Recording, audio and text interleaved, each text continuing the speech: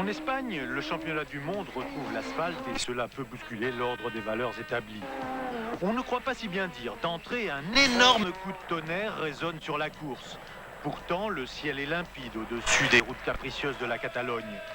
Mais les Peugeot 306 Maxi de Panizzi et de Delecourt viennent d'enflammer le rallye. Ces Peugeot-là ont bouffé du lion, c'est sûr.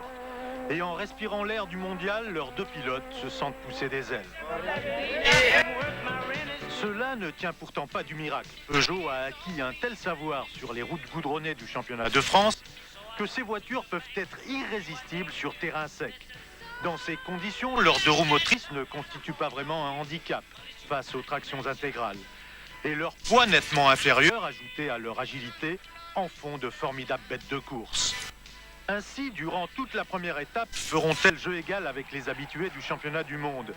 Et Gilles Panizzi, pour sa première expérience ici, se révélera un compétiteur de toute première force. Il s'adjuge les 4 premiers chronos et se retrouve en tête de son premier rallye de championnat du monde. Delecourt, pour sa part, fait une bêtise dans la 3e spéciale et perd près de 3 minutes et demie. J'ai vraiment fait une erreur, non pas de débutant, mais je dirais l'erreur de ma carrière, parce que c'était un rallye où j'avais énormément joué. Je pense que c'était un retour en mondial. Et dans une course extrêmement rapide, au freinage en 4e, 5e, sur des graviers, je suis parti en tête à queue, j'ai vu les arbres de près. Et en fait, je me suis posé sur un talus. Et là, on n'avait pas de spectateurs, donc on a perdu énormément de temps. Il repart ensuite le couteau entre les dents, mais il est déjà trop tard, car derrière les Peugeot, la chasse s'organise. Notamment du côté de Subaru, où le sprinter italien Piero Liatti serait rentré en tête à Lloret del Mar si une crevaison dans le premier chrono ne lui avait coûté la bagatelle de 10 secondes.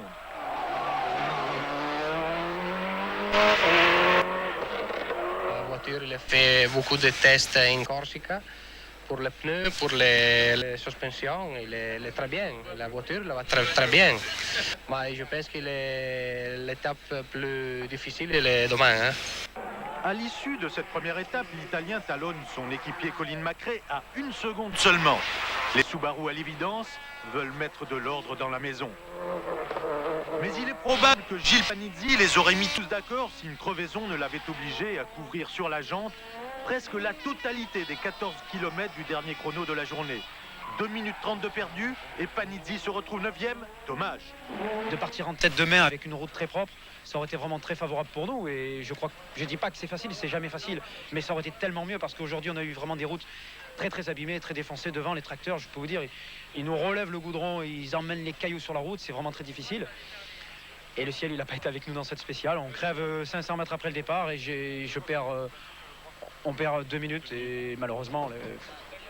Un autre qui aurait donné chaud à McRae sans sa crevaison dans la 5e spéciale, c'est Tommy Mäkinen. À l'arrivée de l'étape, le champion du monde pointe à la 3e place à 12 secondes de McRae. La journée s'est plutôt mal passée pour Carlos Sainz. Chez lui, l'Espagnol avait mieux espéré de ce début de course où il doit se battre avec un moteur plutôt poussif. Nous avons un petit problème de frein. Peut-être nous avons perdu quelques secondes, mais je pense que c'est beaucoup plus problème de puissance que de la frein. À la fin de cette première étape, Sainz compte déjà un retard proche de la minute. Et il occupe une 5e place qui ne le satisfait pas du tout. C'est pire pour Armin Schwartz, qui est 7e à 1 minute et demie de McRae. Delecourt, 13e après son incident du début de course, promet maintenant de jouer les perturbateurs. On peut lui faire confiance. Et puis, il y a ceux pour qui la course est déjà finie. Fouras, notamment, suspension cassée sur sa Citroën ZX. Et Bruno Thierry, trahi par le moteur de sa Seat Ibiza. Pour Seat, c'est la Bérésina, car Oriol Gomez a dû abandonner lui aussi, transmission cassée.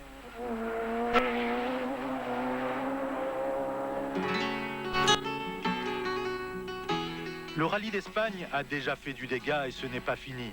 La 2e étape, qui emmène les rescapés plus au sud, bien au-delà de Tarragone, débute par un nouveau coup dur pour François Delecourt, lâché par sa direction assistée. Avec plus d'1 minute 15 de perdu, le bouillant pilote de Peugeot ne peut plus espérer grand-chose, sinon démontrer à tout instant le potentiel de sa monture. Ce que Gilles Panizzi réussit à la perfection en grappillant des paquets de secondes ici et là.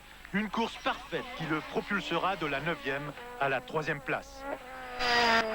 On a vu qu'à la régulière, on pouvait remonter jusqu'à Carlos Sainz, qui était quelque chose comme un peu plus d'une minute devant. Et je me suis dit que sur l'ensemble des 2 étapes qui restaient à parcourir, c'était jouable. Donc ce soir, bon, Sainz a eu des petits soucis aussi aujourd'hui. Colin McRae crève. Donc on en a sauté 2 d'un coup. Puis les autres, on les a pris à la régulière. Ce qui fait que ce soir, on se retrouve 3e. C'est fabuleux. Pour dire vrai, et outre des performances sans cesse renouvelées, Panizzi aura profité de l'abandon de Schwartz, transmission cassée, puis de la dégringolade de Sainz qui se sera traîné tout au long de la 10e spéciale avec une transmission agonisante.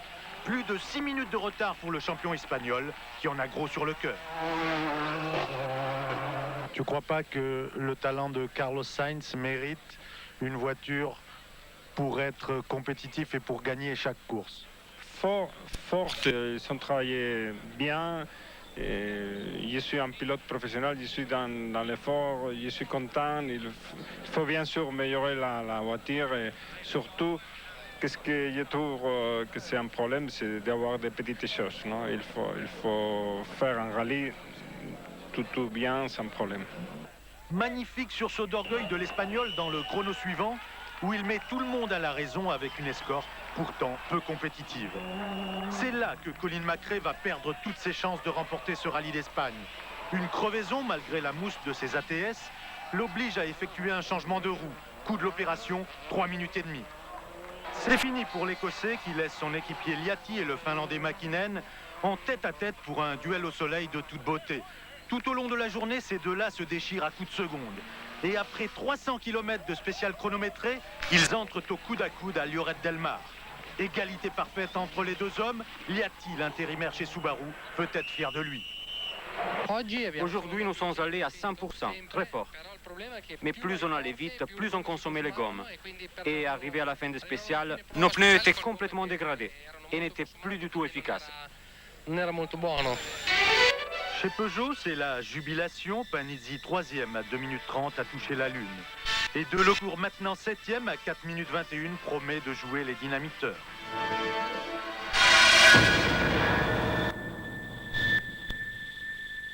Dernière étape, règlement de compte à Lloret Corral. Mäkinen et Liati ont des idées précises sur la façon de trucider le rival. C'est à celui qui dégainera le premier. Et c'est le Finlandais qui ajuste les premiers coups. L'écart passe à 10 secondes. Mais dans le col de Bracons, Piero Liati reprend 6 secondes d'un seul coup. Il ne reste alors qu'un seul chrono et Mäkinen compte un avantage infime de 4 secondes. Tout se joue maintenant. Et là, Mäkinen fait preuve d'une vigueur morale exceptionnelle. Il assène 3 nouvelles secondes à son adversaire. Celui-ci s'incline pour 7 secondes comme l'année dernière face à McRae. Mäkinen sort donc vainqueur de ce superbe affrontement. C'est son premier succès sur asphalte.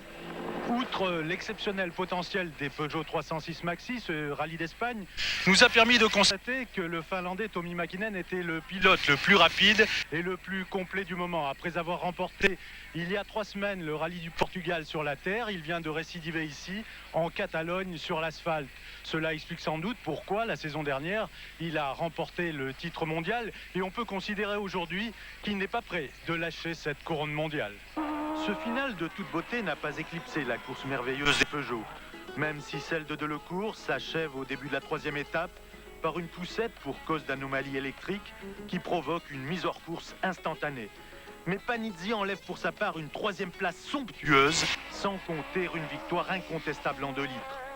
Derrière la Peugeot, Subaru prend les 4e et 5e places avec McRae et l'Italien Meneghini. Quant à Sainz, une ultime crevaison le rejette en 10e position après de 10 minutes d'un Tommi Mäkinen, vainqueur implacable et lucide d'une course palpitante et parfaite. C'est une victoire très importante et je suis très heureux en ce moment. Je ressens le même bonheur qu'en Australie l'an dernier pour le titre mondial. Mäkinen donne rendez-vous à tous ses adversaires, y compris les Peugeot, sur l'asphalte